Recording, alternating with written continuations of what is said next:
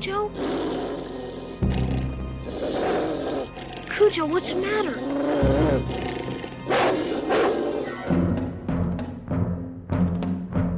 Welcome to Now Playing's review of Cujo. It's not a monster, it's just a doggy. Part of the Stephen King movie retrospective series.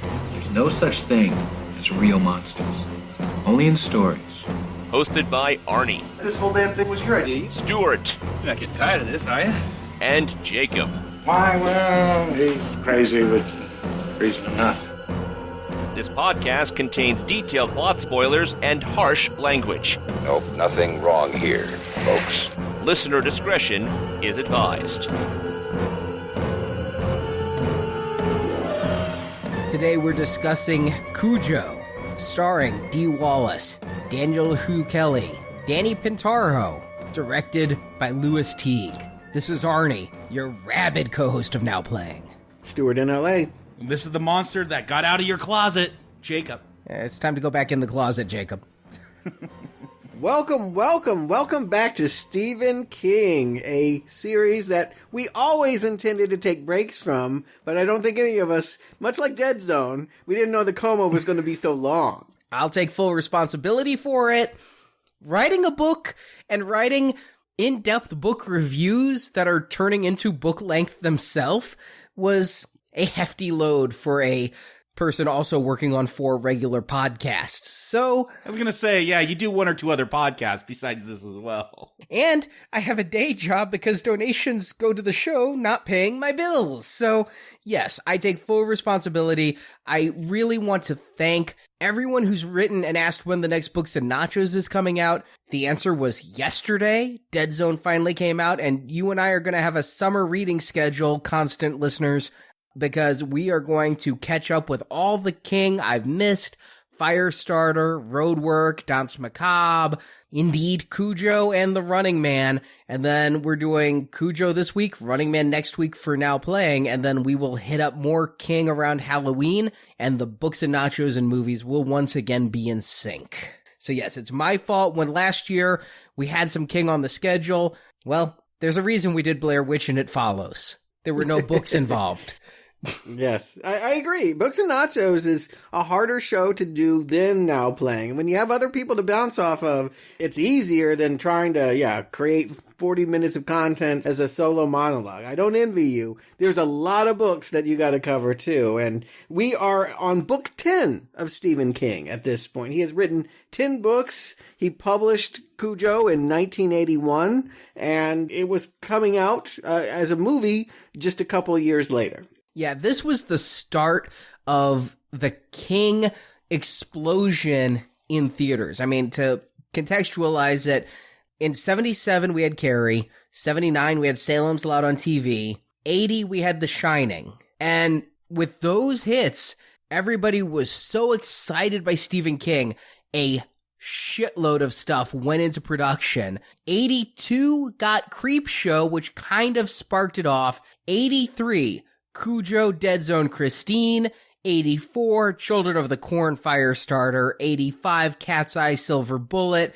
86, Maximum Overdrive. So I guess Cujo's the beginning of the end, with the Stephen King name being gold. This is where the petals started to fall from the rose. Up to this point, you had respectable directors helming each project. I mean, maybe you're not a fan of everyone, but they're noted for being horror movie directors or people that make acclaimed films. Brian De Palma, Stanley Kubrick, Tobe Hooper, George Romero. Yeah, now we're at Lewis Teague. Who? Well, a couple of things about Lewis Teague. First of all, he was not the original director for this. The original director quit after day 2. Peter Medic, who actually would have been a really good choice. He made a 1979 classic movie called The Changeling with George C. Scott, and I can see why they would have him for this kind of claustrophobic, fear-based premise. I think that it would have been a good movie, and I wish we had seen it. Not to say that what we got isn't a good movie, or at least not to say that yet. Well, there wasn't a lot of changes. I think maybe he left because he saw the movie the way it was going. But Lewis Teague, to tell the story of how Cujo got to screen, it was purchased for film almost immediately after publication, possibly slightly before. And King was asked to write the first draft of it. The screenplay. Yes. And this is for a different film company, too, and they didn't name which one. So King wrote a very long draft of the screenplay based on this book. It differed from the book quite a bit, and he had seen the movie Alligator and really enjoyed it. Mm-hmm. He also liked The Lady in Red, and these were both Louis Teague movies, so he said to that studio, I think Louis Teague should direct this film. And then Louis Teague didn't get the job. He went off to make a film for Dino De Laurentiis, and then after that, Dino found out the deal had fallen through on Cujo at the previous studio. He tried to buy it. It didn't work. It was over at Warner, and then he recommended Louis. King was recommending Louis, and when the other director dropped out and took his cameraman with him, Louis came in and brought perhaps a much bigger name with him now, Jan de Bont, cinematographer extraordinaire. Yes, known at that time only for Paul Verhoeven's Dutch films, but would soon be known for, filming great action movies like Die Hard. And Leonard Part 6. Yes, and directing his own movies like Speed and The Haunting, yes. He would go on to have a career of note, both as a cameraman and as a director, and I do think that, he is a notable presence in this movie we're talking about today. Well, I am interested in rewatching Cujo, because I've seen it before. I didn't see it in 83 when it came out, but sometime early 90s, 90, 91, 92, flipping through cable, and it was on, and it caught my attention. And I watched it, and something piqued my interest enough that I then I started reading King. I'd read, I think, about 3 of his novels at this point. This was my next one. This was also my last one until I got to college and I was forced to read some more. But Cujo, at least the novel, just did not do it. It didn't work for me. I disliked it. All I can recall is like this huge page or two about like red dye throw up going on. I'm like, what is this book about? But I'm interested to come back because there was something about this movie that got my interest to actually want to go and read that source material when I was like 14. And I don't know that I ever did see the movie. It was always on cable, and I know I saw snippets, but I do remember the book more. I remember reading the book and always thinking of it as, yes, Jacob, one of my least favorite Stephen King books. It was a novel that just didn't seem to come together, that there were interesting moments, but they didn't all hang together, that we have a story about, false advertisement of cereal, mixed with a monster in a closet, mixed with this rabid dog plot.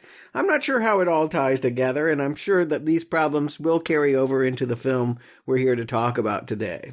But not a big fan of this book, and then even in rereading it a few months ago to prepare for the movie, I can't say that my opinion of it has greatly improved. I'm not gonna show my full hand. I'll save it for the Books and Nachos that'll be out in a couple of months, but I saw Cujo the movie before I read Cujo the book, and I remember what happened. It was 1990. That was the time I got enrolled in the Stephen King book club. So I was being sent all of his books in order of publication, and I was getting really hyped for King. I started going back and watching all the movies I'd missed, but nothing drew me to Cujo.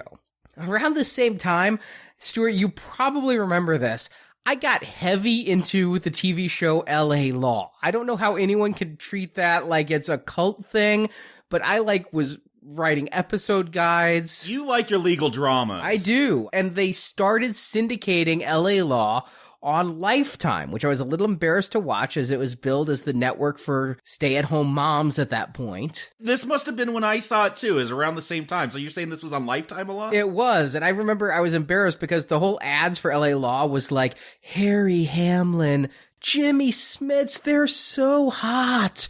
And I'm like, yeah, but I just want to watch LA Law. There's women who kiss on it. And so while I'm watching LA Law on Lifetime, this movie must have been in constant rotation because I just kept seeing ads for this all the time. And I remember them very clearly because they were calling her Dee Wallace Stone as a mother in the midst of a heated battle and just really playing up the strong woman aspect. And I'm like, you know what? Fuck it. It's on Lifetime. I'll watch it. My one and only time watching it before this movie. So this is my first time seeing a not edited for television version. I did go and read the book. I'll preview that I like the book better than the movie, and I really like some of the writing in the book, but it's not a perfect book.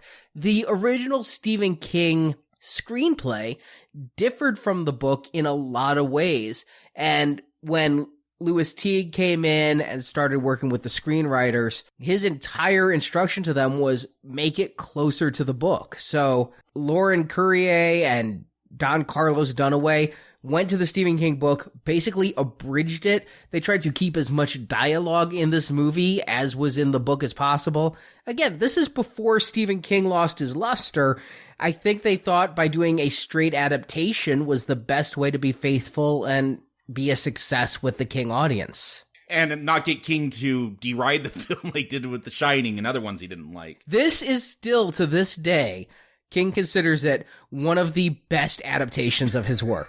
Of course. The one's closest to what he did. I mean, yeah, I tend to agree. Yeah, it's close to what I remember that book being about. I don't know if that's a good thing. That's what we're here to discuss, I guess. I mean, we reviewed Louis Teague because we've already done Cat's Eye, a film that would be made several years later that King wanted Teague to do because he was so happy with what Teague did here. King likes a yes man. That's my feeling. Mm-hmm. And the TV movie version of The Shining is so much better than Kubrick. I was just thinking about Mick Garris. Well, then, Arnie, why don't you tell them what King loves so much in a plot summary? We'll get into Cujo. This is really a high concept story. Yeah.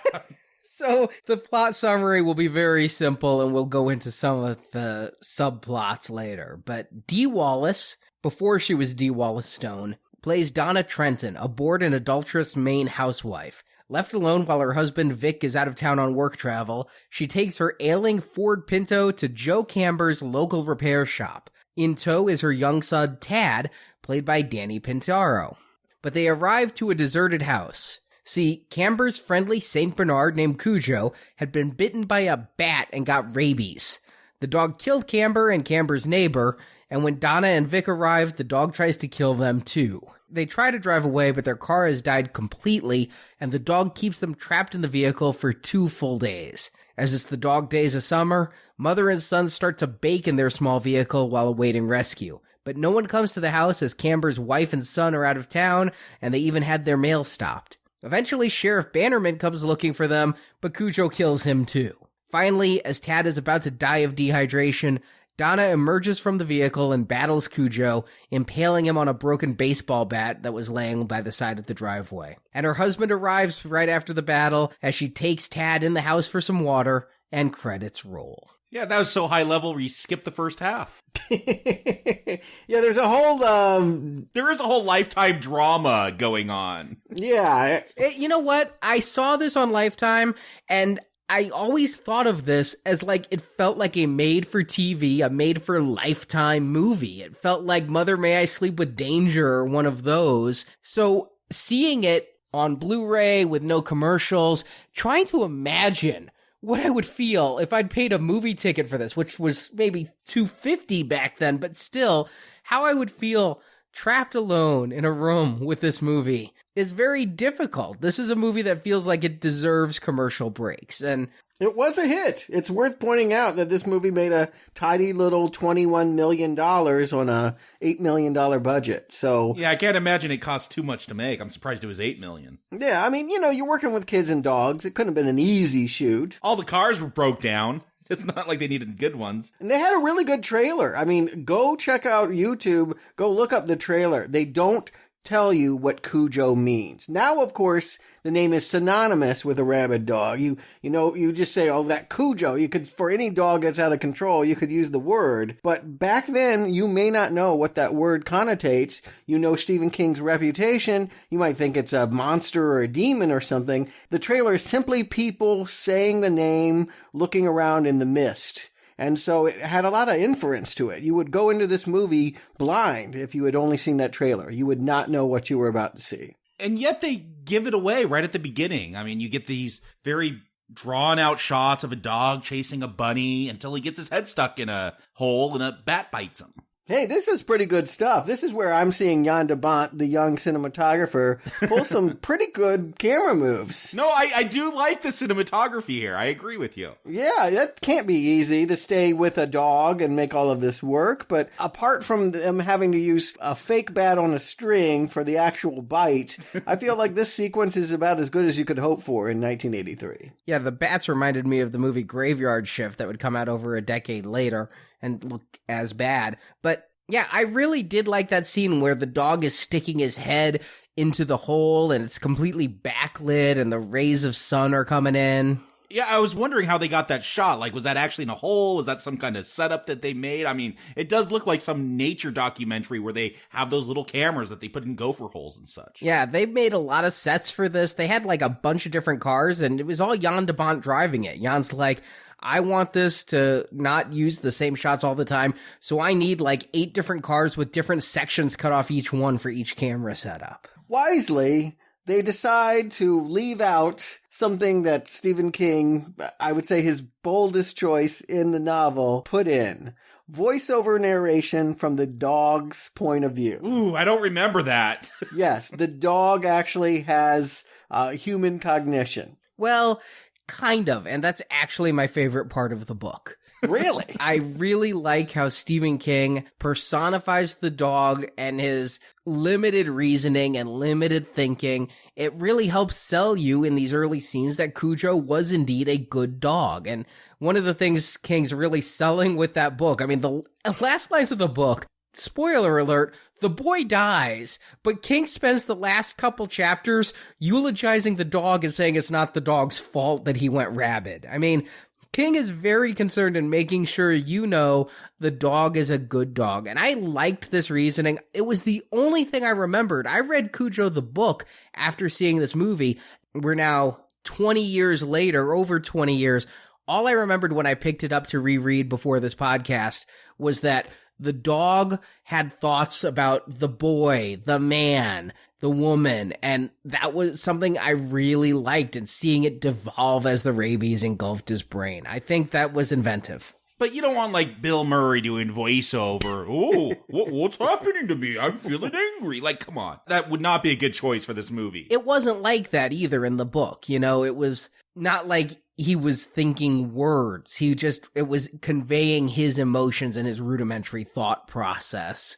And King's gone in the head of dogs in previous books. He just took it to an extreme here. And like I said, there's some writing there I like. But yeah, here we're just seeing the dog chase the bunny, and it's following the plot of the book to a T. The rewrites, they just went straight off of it. I was surprised they did bats. I thought that maybe they'd do something easier to film, but they went with full bats here. And Stuart, when you said the thing you thought was great they left out, the boldest thing, I thought for sure you were going a different direction and talking about this movie's connection with The Dead Zone, King's earlier novel that was the first to introduce Castle Rock. Well, this takes place in Castle Rock. That book alludes strongly that there is an evil in Castle Rock that was personified by Frank Dodd, that murderer that Christopher Walken stops in that film that we reviewed last year. I did get that vibe, going back to Salem's Lot, where there's just something evil, like,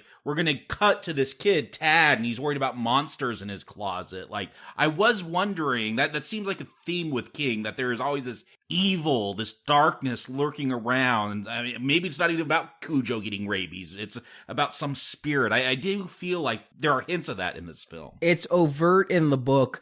There are times where it really leads to the ghost of Frank Dodd might have inhabited Cujo after he got rabies. The Trentons are living in the house where Frank Dodd killed himself. They bought that house and moved in after the fact. So there's a lot of ties to that. And does that work in what's honestly a very grounded novel? If you take that away, no ghosts come out. There's just the stuff in the closet that may be Cujo before he's even rabid, or it may be Frank Dodd. If you take all that out, you have one of King's most grounded stories that he wrote under his own name about a woman terrified by a dog. Yeah, it puts this in the realm of suspense, more like Jaws than The Shining. And I think with Stephen King, you expect it to have a supernatural bent. And again, those previews toyed with that idea that there was some unseen, malevolent, evil force waiting in the mist for you. I think that that's what people want from King. I think it's what he does best. But I think it's probably best, if you're adapting Cujo, that you probably stay away from that, particularly since the movie of Dead Zone hadn't even come out yet when this movie came out in summer 83. And it was owned by a different studio. Right. So there was no way they were going to make direct ties. Yeah. But no, I thought that's what you were going to say was wisely left out, because it's the part of the novel that feels the most strained to me. But I'll go into that when I do Books and Nachos for it. Here, they're just sticking to it very closely with the monster in the closet, shades of King's old boogeyman story, and we're seeing idyllic Maine family life with the Trentons, and who are not the owners of Cujo. It may surprise you that we start with this dog getting bit. You might think that they are the unfortunate owners that are going to pay the price for not keeping their dog on a leash. They will pay a price, but it will take a long time, actually, to get back to Cujo. They are living in an entirely different world, one of privilege. Yeah, idyllic is a good word. I'll just say it right up front. Does any of this stuff matter? There's adultery going on. Vic, the husband, he's got to go travel on business because the cereal that he wrote a commercial for is poisoning people. Like, it feels like a very different movie than what it ends up becoming, and I don't know if any of this stuff really pays off. All right, I'll tell you what the director said. I didn't get it myself. Even in the book, it's made more overt in the book. I didn't get it from the movie at all. But what Louis Teague says the theme of this movie is you think you have problems. It's basically a criticism of neuroses. You hear that, like my mother always used to say it, you're crying, I'll give you something to cry about. That's basically the theme here, is these people think they have problems. Vic thinks he has work trouble that may cause him to lose his ad agency. Donna thinks she's bored and lonely, and so she goes off and have an affair. And then she thinks she's worried that her marriage is crumbling. And all of that ceases to matter when they face real trouble, when they really have something to cry about, a dog that's going to kill them. I don't know if that plays out here. I also think that's kind of trite. Like, why can't people have the problems they have? Like, can't adultery and a marriage breaking up be a real problem? And can we have that in the conclusion for any melodrama that we don't like Terms of Endearment? We're just going to have, coming at the end on the deathbed scene, a giant rabbit St. Bernard. Oh, you got cancer? Well, I'm going to get you first. I mean, I think there is something to be said that life and death struggles put things in perspective. Things that are your everyday problems, your career advancement, things like that, suddenly get put in a little bit of perspective when someone close to you dies or something like that. I've had that happen in my own life where I realize the things that I'm worrying about may not be the most important things to worry about.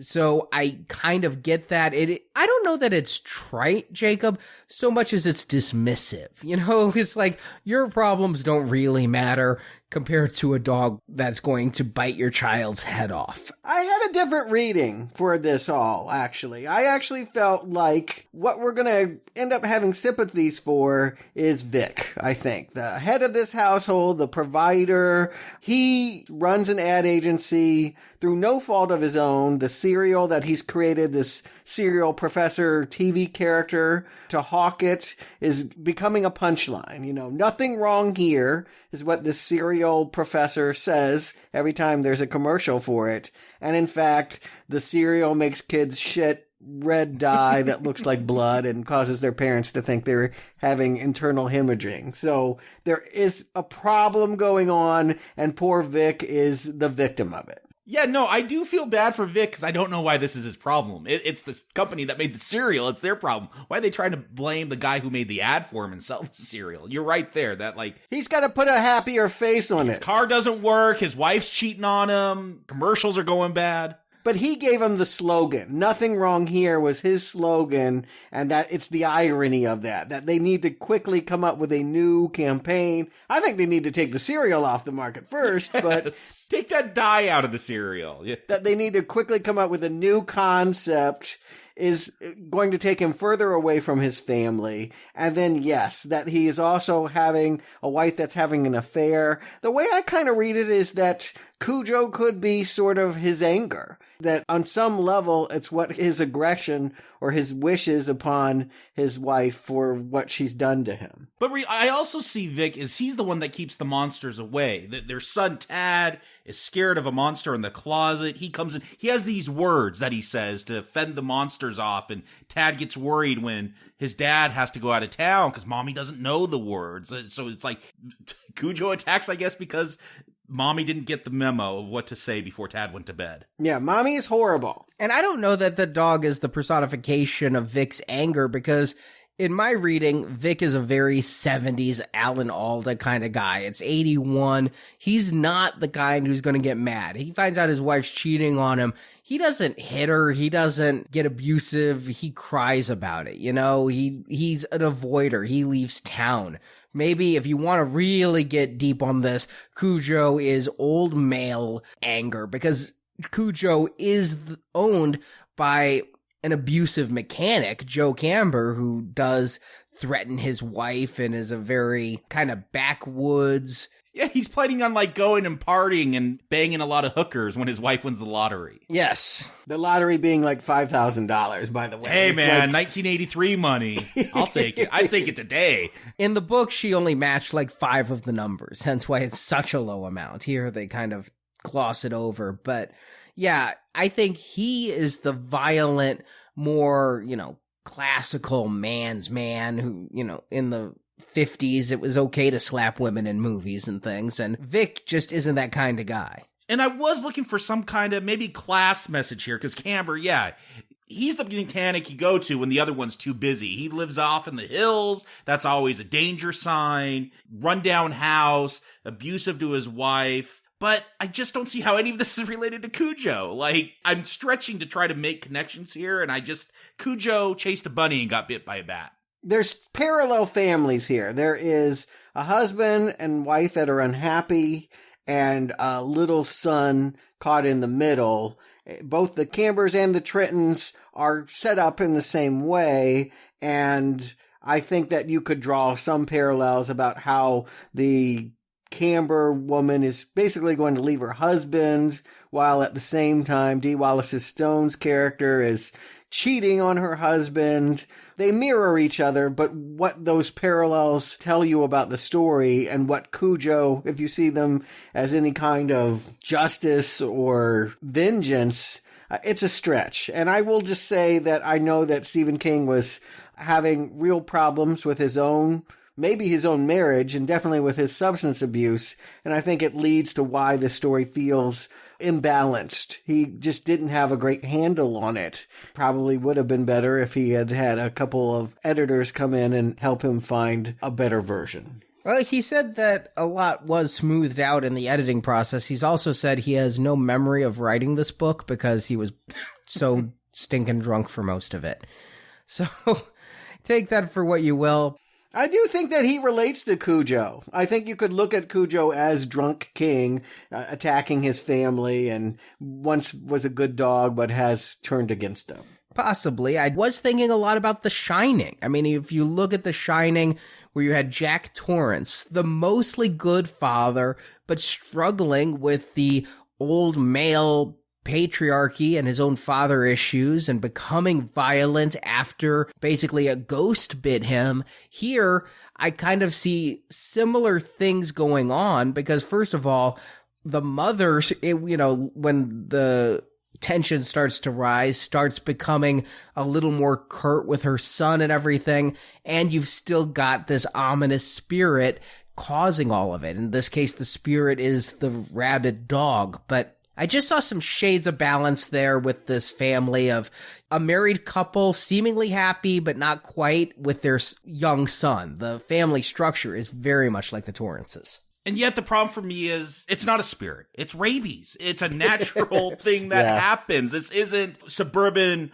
ennui, like possessing a dog and making him go crazy. He got bit by a bat, and it's totally unrelated to this family drama. Yeah, you can, in a novel, it's easier to create metaphor like that it is suburban ennui that drives the dog to do that. You could write a book that way. You could never film a movie that way. No one's ever going to really get that from a movie. My problem is, beyond the fact that it doesn't have any thematic ties to a rabid dog, I don't think that this soap opera stuff is just very good. I don't think the acting is very good. I think her choice of partner is really strange. I find all of it very unappealing. It's like half of it is Kramer versus Kramer, and then it decides in the second half to be Jaws. And I think it worked better in the book because I'm casting it in my head and going off the descriptions. I'll say right now, I feel Dee Wallace is miscast in this. I know her from E.T. and I know her from The Howling. I guess I'm going to see her for the first time in Critters when we get to that in our donation series. Lords of Salem. Oh, yes. She was very old in that. But I think that she comes off as a very tough, capable, independent, ballsy woman. That is against the role she's given to play of damsel in distress. I feel she could kick this dog's ass from the beginning. I mean, this is like Linda Hamilton in T2 versus Linda Hamilton in T1. They're very different characters. One's tough and strong, where the other one is more helpless. If this is supposed to be a helpless character and we see her journey to defending her family, or at least her son, yeah, I agree with you, Arnie. This actress already seems tough, and so I don't feel that arc. She seems brittle. I don't know about tough. I didn't get the sense that she could do, like, a bunch of one-arm pull-ups or anything, but... I actually did. I feel like she's deeply unhappy in her marriage, and not particularly happy with her lover either. Just basically living a life of quiet desperation and rejecting in her own way the servile role of being a mother. Perhaps she's pissed that her husband is driving around in a Jaguar and she's got to be in this Pinto that's always breaking down. Well, he is the one making the money, but when I was reading the book, she was described as much younger than Dee Wallace is here. I just think that at the age she is here in her 30s, she should be able to stand on her feet a little more. The whole plight of the bored housewife who's screwing around because she has fears of what her life's going to become when Tad goes off to school. Dee Wallace doesn't seem that brittle. I know that's how she's written, but I don't believe it. And all right, the guy she's sleeping with, his name's Steve Kemp. Steve the handyman. It is her real-life husband, Christopher Stone. Also in The Howling. Wow, they must have had a bad marriage because I didn't get any chemistry off this. Exactly. No frickin' chemistry here at all. And man, I don't mean to be mean, but there's like nobody glamorous in this. I can't see a bored housewife wanting to run away with that bearded goon, and I can't see the town stud really wanting Dee Wallace. The whole thing feels very forced. I just don't see these people's role with each other. Yeah, it's a very unappealing world. Across the board, I feel like the situation is ugly. The people are pretty ugly, actually. The dog, ugly. You said pointedly what I was just dancing around. Yeah. No, I think we can say that. This is not a particularly inviting world. And if it were not photographed by Jan de Bont, I think I would have a hard time looking at it. It's also really brown. Even though it is filmed by Jan de Bont, all the scenes... It feels very 70s. It is so brown. Yeah, it's like all the stuff in the scene is brown. The light coming through the windows is brown. It feels like the negative got cigarette smoke on it because you were allowed to smoke in the workplace back then. Mm-hmm. And so, yeah, this first half of the book was alternately gripping as a drama book, which you don't expect from Stephen King. I mean, if I was in the literature section and picking up a book about a family coming apart, it works in that way. But I picked up a book about a freaking rabid dog terrorizing a person in a car. I didn't realize it took half the book and half the movie to get there. This movie is paced exactly like the book. When Donna rolls up at Camber's place, I looked in the book. I was 50%. I looked here. We're 45 minutes in a 90-minute movie. I can't believe we spent half the movie just on family drama that none of the plot threads are finished. What happens with Vic's advertising campaign? I don't know. What happens to Steve Kemp? He trashes their house after Donna dumps him. We don't really see him again, though. What happens with the mom and the lottery money? We don't see them again here either. Stuff in the book is tied up, at least. I'll give it that. Here, they're filling time. Yeah, this was playing on Lifetime. Look, I've watched Lifetime movies before, guilty pleasures. More entertaining than this, like the drama. Strangely, Guilty Pleasure sounds like the name of a made-for-Lifetime movie. I'm sure it is. There's nothing about this drama that I actually fell asleep during this first half. I had to rewind and start part of it over because I was that bored watching it. In this movie's defense, not that I really want to, because you guys are absolutely on point, but there was a time, and it was called the 70s, where movies were paced this way. It usually happened in disaster films. You would have like a full solid hour to, quote, introduce the characters, and they would usually be involved in these kind of petty disputes and what have you. And then finally we would get the earthquake or the volcanic eruption or the meteor or whatever it is and get to the good stuff. And I can remember as a kid being antsy, I would sometimes leave the room and ask my brother to tell me when that good stuff finally happened. It was just sort of the building anticipation half of the movie that you never really wanted to watch but might feel obligated to sit through. It was always about the second half. Yeah, but even in those disaster films where you get these ensemble casts, there's one or two characters at least you care about them. I don't really care. I mean, yeah, there's a small child that might get eaten by a dog. I don't want that to happen to a small child, but I don't really care about Tad. Well, it's Danny Pintero from Who's the Boss? Yeah, I never liked Who's the Boss. Well, you know, I would like to just ask him, who was harder to work with, the St. Bernard or Tony Danza? I think Tony's probably an okay guy. Alyssa Milano, however, I bet she was a diva. Oh, I'd like to work with Alyssa Milano. I've seen Embrace of the Vampire over 50 times. Or at least certain scenes of it. Yeah. I can see what you're saying, but the dog getting rabid and attacking the neighbor, I mean, that still comes over a half an hour into the film. And I was trying to meter my expectations because you guys know I'm impatient with slow openings. I like films that grip me. And so I tried to remind myself, hey, there was a time when I'd watch Friday the 13th and there was like a spark at the opening, but then a half an hour of character introduction before we get to the kills. I was willing to give this movie every minute of that first half hour. It keeps going beyond that though, and it's about 40 minutes or so into the movie when the dog finally decides it's going to kill the neighbor. Yeah, you know, and here's the thing. Here's the deal that I've made. I remembered the movie being paced this way. I remember movies were like this back then.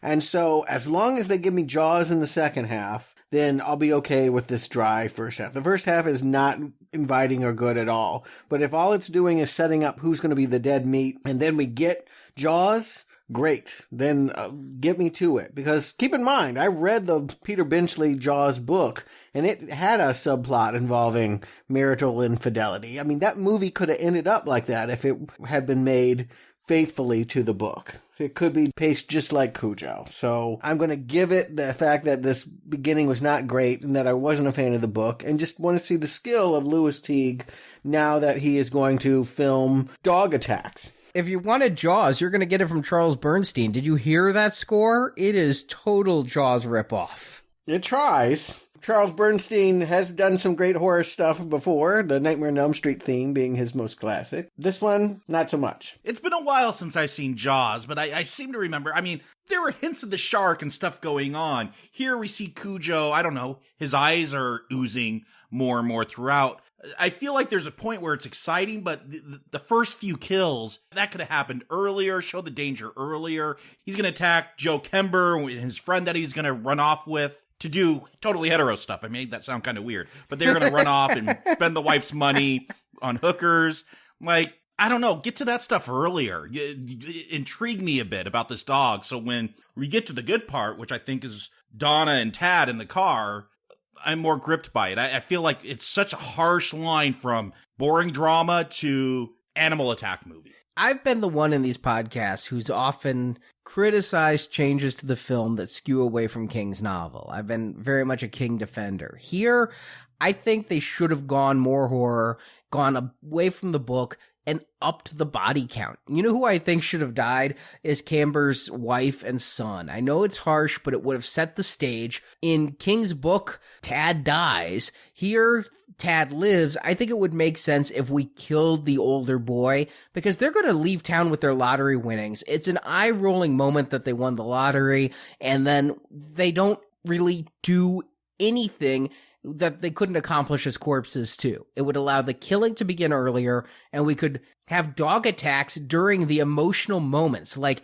when we see Donna and Vic get into a fight about her adultery, then juxtapose that with a dog tearing a mother and son apart with his teeth. You know, I think you could create more of a metaphor there and make the first 50 minutes less dull by having Cujo get rabid faster and go worse out there, and still keeping it the same amount of movie time. You know, it's like still 1 or 2 days that this is occurring, so that it wouldn't be too unrealistic that nobody had gone out there and found the corpses, but it's still possible. Yeah, I hear what you're saying. You're not wrong. But I know that they're not going to do that. And again, if they can make the last 40 minutes great, I'll forgive the first 40 minutes and give it a green arrow. They don't make the last 40 minutes great, though, Stuart. They don't.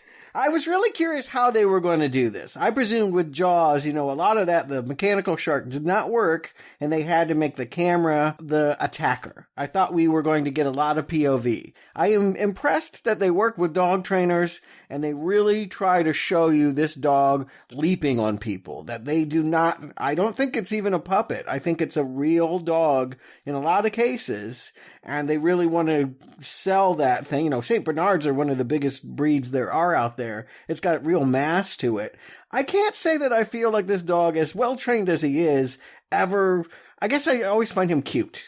They can put all the egg and foam they want on him. There's something kind of adorable about this dog. I find it hard to see him driven by madness and rabies. There were 10 different St. Bernards used on the shoot. The number varies from 5 to 10. The director says 10 St. Bernards plus a dog of another breed, because the dog trainer's like, let's not use St. Bernards for this. They're not good for this. Let's change the breed. But Teague wanted to stay faithful to King's stuff, so they did have another dog in a St. Bernard suit, and they had a human in a St. Bernard suit. In a suit? Yes. Oh, wow. They had a man in a dog suit. I didn't ever notice that. Some of the scenes where the dog is like doing specific things that might hurt a dog, they have a guy in a suit doing it. Okay. No animals were harmed here, at least not by the filming. One of the dogs did die of just natural causes, but no, there's a lot of dog stuff here, and I don't think he's very scary. My thing coming into this, and then King called it out in the pros, St. Bernards. I think of St. Bernards, I think of those old, like, Hanna-Barbera cartoons of the St. Bernard with the jug around his neck, the whiskey barrel. Yeah, they save you in the snow. Yeah, he'd come and give people liquor to warm them up when they're freezing, and the dogs here all look very friendly. It's like somebody poured goop on them and they need a bath. Yep. They're even wagging their tail in some scenes. Like, yeah, I'm a good boy. I'm a good boy. I'm a good boy. Exactly my point is that, yeah, at no point do I feel like that dog is rabid. It feels trained.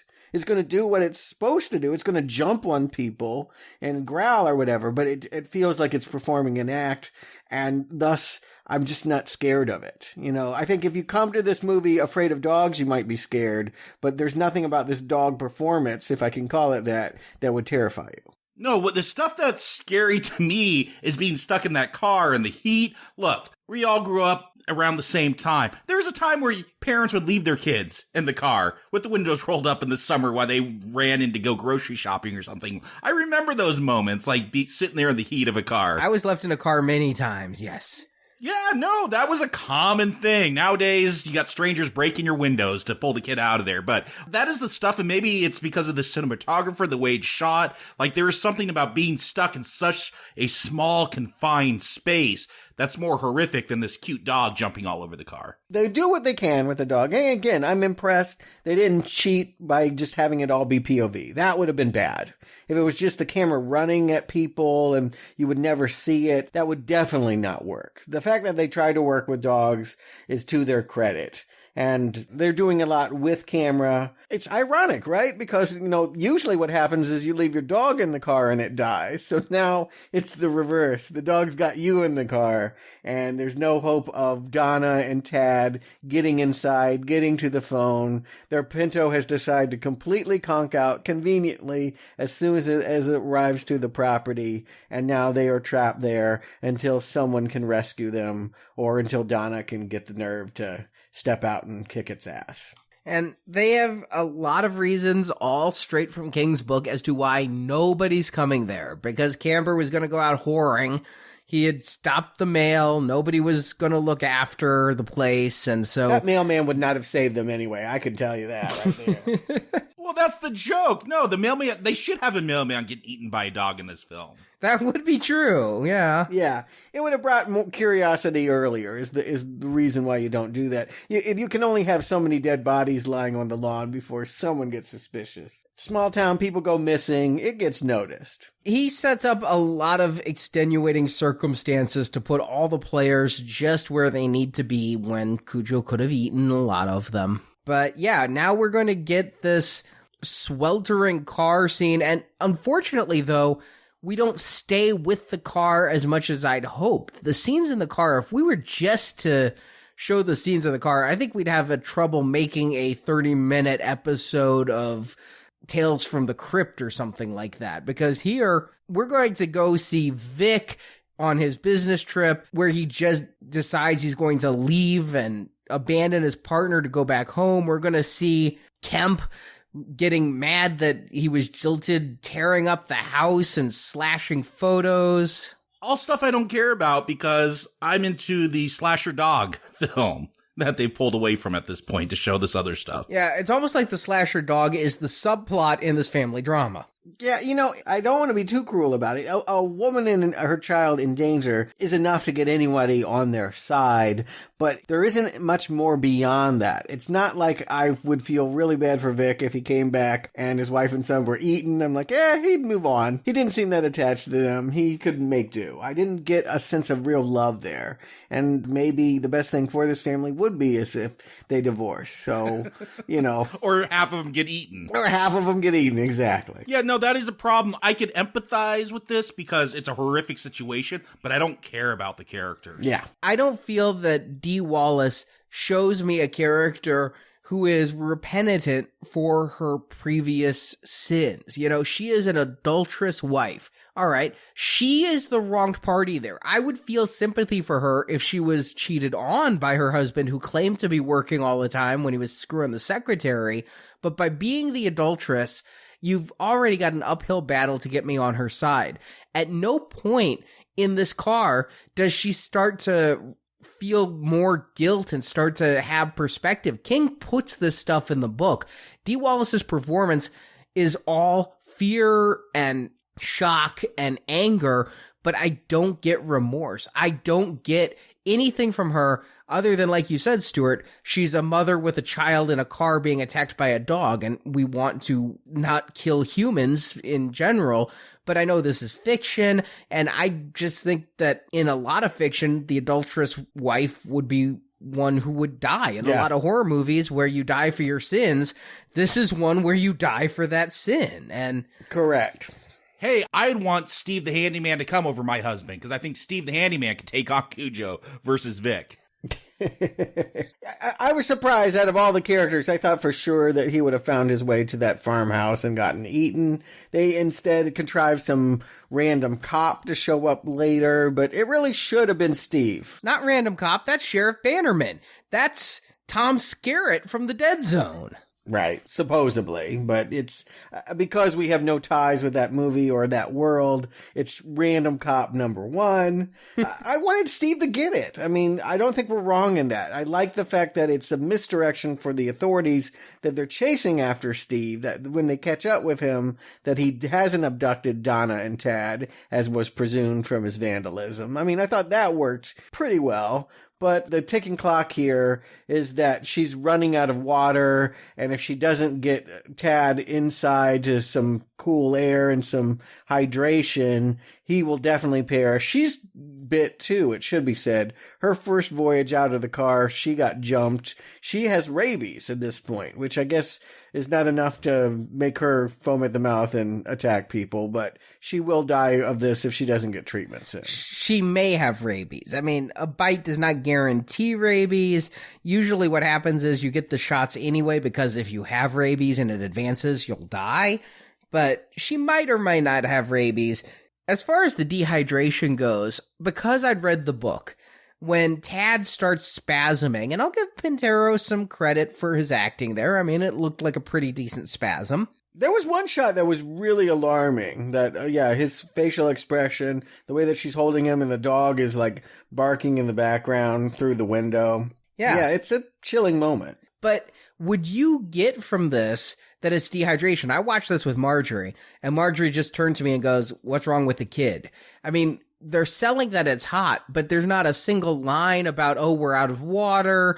I think that just through dialogue and increasing the tension, they could have shown them trying to conserve what little they had in the car, trying to meter it out, showing them running out of water, building that suspense instead of just all of a sudden the kid's having seizures. I mean, Marjorie thought he might just be epileptic. Yeah, and you could have written it that way. I mean, usually that is the case. The kid has some special thing that necessitates mom. Yeah, you give him diabetes and he needs insulin. There you go. Yeah, I think they did that in Panic Room. So, yeah, you can do that, and maybe they should have done that. But I got it. They mentioned the thermos, and she says something about they're running low on water once. So I just presumed that if with 24 hours passing, that was his problem. They sell the time well, and I like the nighttime cinematography. Again, Jan de Bont's the best thing about this movie. Mm-hmm. I just think that it wasn't sold well, and things don't really kick up for me until that cop shows up. And when the cop shows up and we actually get an action scene, I want to point out we're 10 minutes from the end. I know, and you feel every bit of it. You're right. This is not as good as what Spielberg did on The Water. It's not even close. That said, I do feel like there are a couple things that work. When she got jumped early on, that was, she looks under the car and it comes up behind her. That was a pretty good scene. When the phone sets the dog off and it starts ramming its head against the car, there are moments that could have worked, but they're isolated. And with so much tedium in between, you lose a grip on anything that might be considered suspenseful. It could be a much more scary movie if it were just a much more shorter movie. Yeah, make this a segment of Cat's Eye. Yeah, I agree. There's somewhat about the book as well. It could have been much shorter. The one jump scare did get me, the time that they were just sitting there very quiet and the dog pounds against the window out of nowhere and the music swells. It's the standard, the cat jumps out at you jump, but it was effective in that. Yeah, I remember that scene. Definitely. But I feel like I am dehydrating in a hot car and I'm getting drops of water in this film.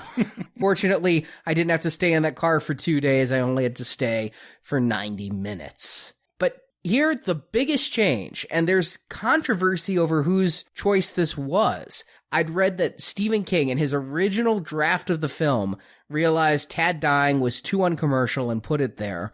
Louis Teague said that, and I've had other sources tell me that Teague realized the kid dying is no way to work in a film. It'll work in a book. It won't work in a movie. And so he went to King, and King blessed the changing of it. But either way, here Tad lives.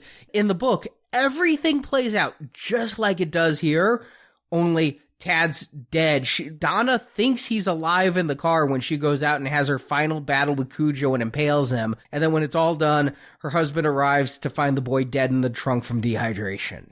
Which ending do you prefer? Grimmer is better, I guess. It gets a more gut reaction. A dead child is better than, a movie that ends with hugs. I mean, I think when it's a horror movie, because I don't have any need to see these characters come together at the end, the fact that it's going to end on a freeze frame on them on the porch is not particularly heartwarming. So yeah, if he had died, it would have felt like they had at least lost something, that something dramatic had transpired.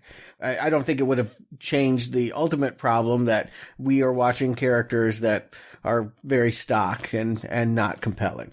Dead or alive, I don't want to watch them. They're not coming with you? Yeah, I mean, if you kill the kid off, it's a very different movie. Are you punishing Donna because she was an adulterous wife and a bad mom? I don't know. I feel like it's a darker edge. I don't know if this film deserves a darker edge, though. It felt to me like they just either ran out of money or ideas. When they do get to add some water in the house, the father shows up and it does the Chips freeze frame and credits roll. Yeah, they walk out of the house and freeze frame on him. Yeah. And Teague said that they tried multiple endings in the script stage, couldn't figure out what worked as a denouement. And I got to admit, with the boy alive, what kind of ending could there be here? It just prolongs it. In the book, with the boy dead, there's an aftermath to deal with. Here, it does seem over, and truthfully, since they hadn't done a whole lot interesting with these characters in the first 90 minutes, I wouldn't want 5 more of uninteresting things to tie it up. I guess I'm grateful that somebody hit stop since I couldn't. Yeah, and I didn't remember there being I guess I'll call it a Carrie moment. I didn't remember the dog coming back to life and jumping through the window. They didn't do that in the book, did they? No, that was a movie thing. And you say Carrie, but it was pretty common. This is 83. Back in 81, I know Friday the 13th did this with part 2. He jumped through a window there. In 80, we had young Jason pop out. Those are the ones that come to mind. It's just... It is a common horror trope. Yeah. But Carrie was one of the ones to do it best and earliest. Yeah, but this is the killer returns, which I find different than the hand in the grave. It's still a final, oh my God, you thought it was a peaceful moment and it's scary kind of thing. But this feels more rote than Carrie's hand from the grave. And that it ends at a breakfast table with cereal. I didn't know whether it was going to be, wouldn't it be funny if it ends with them, eating it and him shitting blood? That would have been a good one. Jeez. Hey, I'm trying to tie this together. This stuff I'm sorry, but the ad campaign, the divorce drama, and the killer dog do not come together. I would have liked for that to happen, but it just does not. So, Jacob Stewart, do you recommend Cujo? Jacob. Watching it, I was trying to remember what hooked me when I was, 13 or 14 and watched this on Lifetime. What got me to sit down? Because I didn't know it was a Stephen King thing, I don't think, and that wouldn't have been a real draw for me. But I think it's, the cinematography is really well done at times. And I think some of those shots of the mother and son in the car in the sweltering heat, there was just something horrific about that. Unfortunately, this film doesn't live up to the horror. It's a weird horror film for it to be Stephen King, because there's not a supernatural element here. It's rabies. It's, dog got bit by a bat and goes crazy and eats people. We talked about Boogeyman. Tad's always scared of that monster in the closet.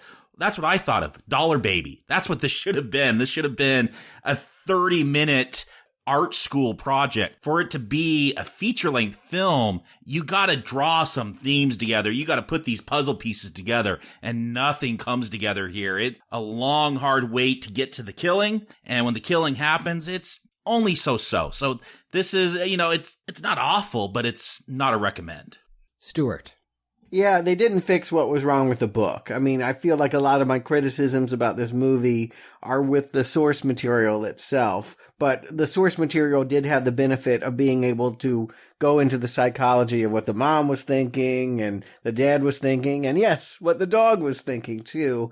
And here, because it is a movie, we have to rely on these performances, and it is largely a nonverbal, physical situation. I do feel like, there is some really strong cinematography thanks to Jan de Bont in this movie, and they did the best they could with a 1983 budget. It could have been worse. I feel like it's about as good as Jaws 2 is where I would rank this. And much better than many of that Stephen King stinker stuff we talked about with Night Shift. So his name isn't completely soiled at this point as far as a Stephen King movie. I think that it's not an embarrassment, but yeah, what's wrong here is evident. Even if you remade this, I think you'd have to work really hard to change what wasn't working with the book. And then Stephen King would hate it. Yeah, well, that may be, but I think the one change I really would insist on is you needed to have maybe Tad have a relationship with Cujo. It should have been his dog, and maybe you would have had more emotional feelings about that dog turning on him. And I think I liked it the least of the three of us. And what I'm learning here as I do these books and nachos, I've studied film for over 20 years. You know, I took film criticism and filmmaking classes in college. For fun, I was listening to commentaries and makings of ever since DVDs were around, and even before when they had TV specials. I've just studied what it takes to make a film and the pacing of a film and like the 30-minute act rule of a film. But when I'm doing all of my research for Stephen King books and other books for Books and Nachos, I'm learning more about pacing in a novel and how things work in a novel and the fact that it's totally different because the reader sets their own pace in a book. They can read at whatever speed they want. And I think the fatal flaw here is by being so true to the novel that they even keep its pacing that it creates a bad film. A book is not a movie, and a movie's not a book. There has to be adaptation for the medium. If you don't do that, you're going to get something that doesn't work because now you're moving at the pace of the movie instead of moving as fast as you turn the pages as fast as you want to read. So while the pacing definitely didn't feel great in the novel itself, though King's writing was better than D. Wallace's acting. Agreed. In the movie, what was bad in the book becomes torturous.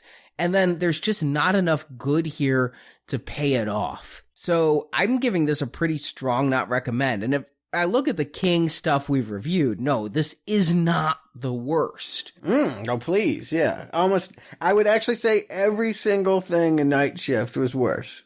This is worse than the original Children of the Corn. Not to me.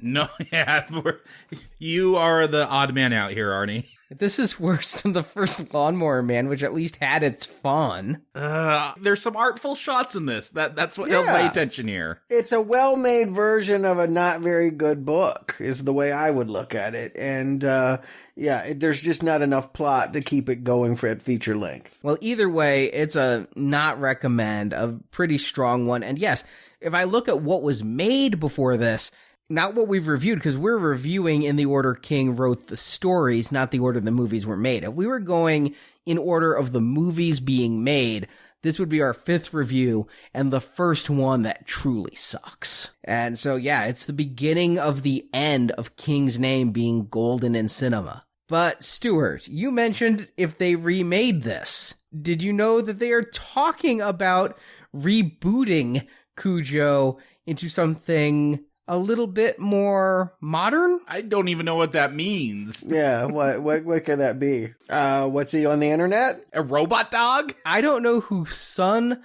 Classic Pictures is, but they are going to remake Cujo. I don't know if it's a keep the rights thing or whatever. The new title is Cujo, C.U.J.O. Oh, like Chomps. Oh, I was about to say Cuj.0. It's Canine Unit Joint Operations. Oh, sure. Why not? Cyber Dogs.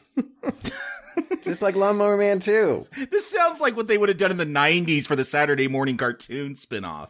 There was Chomps. I don't know if you remember this. It was a Disney movie about a robot dog. Yeah, this sounds great. Exactly what this book needed. More robots. It's being directed by Lang Elliott, who has done such things as Cage and Cage 2. Lou Ferrigno? Yes, Lou Ferrigno with Reb Brown. Yeah, there's an acting combo. Oh, that's not good.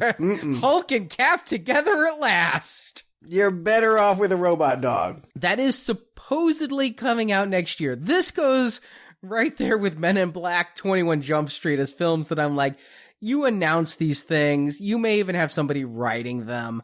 I'll believe it when filming starts and you have actual firm proof of this. So it just sounds malicious. It's weird that we don't have a sequel. I'll give you that. I find it very strange that this is the first time we have a Stephen King property that they didn't make a shitty ass sequel to. Or a TV movie. Hell, why not a TV series? The way they go about these days. Where Cujo goes from town to town eating people? There you go. Yeah, sure, why not? It's like a reverse Bill Bixby Hulk. Well, thank God Mick Garris didn't miniseries this. Could you imagine 2 nights of the adultery story? 2? How about 4? Well, I figured there would then be 1 night in the car and 1 night of climax. I don't know, but man, yeah, this is the one that it is the start of things that won't be seen again. Christine is a movie came out the same year. But yeah, it is mercifully a one-off until CUJO. If they dare to put that out. If they can find the money. Well, good luck to them. It'll be hard to make a movie worse than Lawnmower Man 2 or Mangler 3. They did have a bunch of Children of the Corn sequels and a new one coming. But we are not done with King yet. We have 1 more week. We're going to... Arnie, we got 90 more weeks of King, but yes, this spring. Yeah, for right now, before we move on to some theatrical releases, we have The Running Man. That was the 3rd Richard Bachman book published shortly after Cujo. And so we're going to be getting an Arnold movie here that is almost nothing like the book. Unlike this one, we go from something that is so loyal to the book it's damning to something that's so different from the book that it's almost impossible to consider it the same. Forget Arnold, we're getting a Richard Dawson movie. True enough. And you know, the strange thing is I remember liking it. I have not seen it since the 80s. Yeah, I saw it as a kid when it came out in theaters and never revisited it. So I loved it then. Mm-hmm. Yeah, it was the first Arnold movie I liked. I'll talk about it next week. I've seen it recently. So in the meantime, for those who would like more Now Playing, our spring donation drive is fully underway. Last Friday, our first silver level podcast went out with Men in Black. This Friday, Men in Black 2. Both movies that have talking dogs. True. I hadn't put that together. It's part of our donation drive with silver for $10 or more. You get reviews of the 3 Men in Black films, and then later this summer, also both Independence Day films. That is 5 bonus podcasts for a donation of $10 or more. For $25 or more, we also add to that Sci-Fi from the summer of '86, where we're reviewing 6 sci-fi fantasy movies from that year. 30 years later, we're doing The First Critters, Invaders from Mars, Space Camp, Labyrinth, Big Trouble in Little China, some highly requested John Carpenter, and then Night of the Creeps. And then if you want to go platinum, that's $35 or more. You get all those shows, plus 3 Ghostbusters reviews, ending with that theatrical reboot. And those are only available until the end of July. So you can find all the details by clicking the banner at the top of our homepage, nowplayingpodcast.com. And also this Friday, in addition to Men in Black 2, if you're in or around Indianapolis, the Indiana Comic-Con is beginning, and on Saturday night at 7 p.m., Marjorie and I are hosting a showing of Howard the Duck. Also, another sci-fi film of the summer 1986. One we've already covered, one of our most infamous, I think. Are you bringing the nipple? I am not bringing the nipple because it's latex and very fragile, and also people will look at me weird. Yeah, you don't want to have to explain that to airport security. I'm driving, but I am going to bring some props. I think I'm going to bring probably some original concept art I have from it, and maybe the animatronic duck head that cost ILM over $125,000 to make, one of the production models, and maybe even a pair of duck feet used on screen. So there'll be some props there, I think. Is this the first time you're seeing it since we recorded that show? Oh, hell no. I've probably seen it 15 times. Oh, the Blu-ray came out recently. I'm sure you watched it day one. It actually got heavy rotation on HBO for a while, so it was just on in the house. Okay, because it's on HBO doesn't mean that you need to turn it on. But okay, you love the movie, so Hey, you gotta have background noise sometime, and sometimes that background noise is Howard the Duck. I guess it is. And I can't get enough of the Thomas Dolby song. You could just get the song and play that on your MP3 player. I'm now collecting the old vinyl. I even have the exclusive UK vinyl release. Jeez. Marjorie's hoping for a spontaneous sing-along to break out at the end of the movie to that, so we'll see if the audience does that or not. We're giving away some giveaways to the first people who show up, some Howard the Duck trading cards and things. How about the first person to walk out? I'll give you a high five. Leia Thompson is at the convention signing autographs and things. I don't think she's going to be at the showing, but cons are weird places. You never know what's going to happen.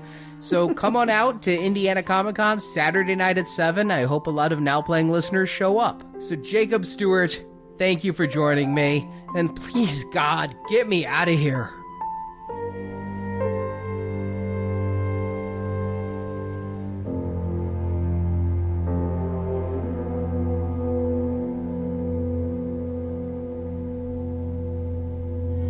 Cujo? Cujo! Cujo! Thank you for listening to this episode of Now Playing, and we hope you've enjoyed the show. Mom, I'm strong. That's too. Now that you've heard the movie review, head to booksandnachos.com to hear Arnie's reviews and analysis of Stephen King's original novels. Loves Cujo. Yeah. And come back to NowPlayingPodcast.com to hear our reviews of other Stephen King movies, such as Carrie, The Shining, Children of the Corn, and dozens more in our archive section. Hey, now you're talking. Now you're talking. Also at our site, hear reviews of other films such as Maniac, The Texas Chainsaw Massacre, A Nightmare on Elm Street, Saw, Riddick, Friday the 13th, the Avengers films, Star Trek, and more. Find hundreds of movie review podcasts at NowPlayingPodcast.com and come back each week for another new movie review. Listen, Dad. While at NowPlayingPodcast.com, be sure to join our forums, where you can discuss this review with other listeners. What we're talking about here is a lot of scared people. Support from listeners like you help keep Now Playing operating. You can find a link to donate using PayPal at the bottom of our website, NowPlayingPodcast.com. God, I'm losing my baby. I'm losing my baby. You can also help out Now Playing by leaving us a 5-star review on iTunes. A link to Now Playing's iTunes listing can be found at NowPlayingPodcast.com. Hey, that's really nice. Now Playing is edited by Arnie. Come here. Let me make it better. Now Playing credit narration by Brock. Who's gonna say the monster words? The film discussed in this podcast is the property of its original copyright holders, and no infringement is intended. Now Playing Podcast is not affiliated with the makers or distributors of these films. Well, then nobody got hurt, right? The opinions expressed on Now Playing are those of the individual hosts, and may not reflect the opinion of Venganza Media Incorporated. Bullshit. Now you don't believe that, do you? Now Playing is a Venganza Media production, copyright 2016. All rights reserved, and no part of this show may be reproduced, repurposed, or redistributed without the written permission of Venganza Media Incorporated.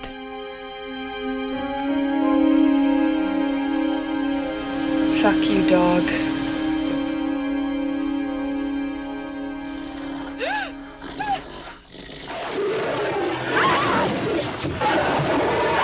Yeah, this is like Linda Carter from T2 having to face off against the dog versus Linda Carter in T1. Linda Hamilton. Oh, sorry. Linda Carter Linda and Carter, DJ. Wonder Woman. I was like, what the fuck are you talking about? You didn't see Wonder Woman in that? Instead of a leash, it's a lasso of truth. Yeah.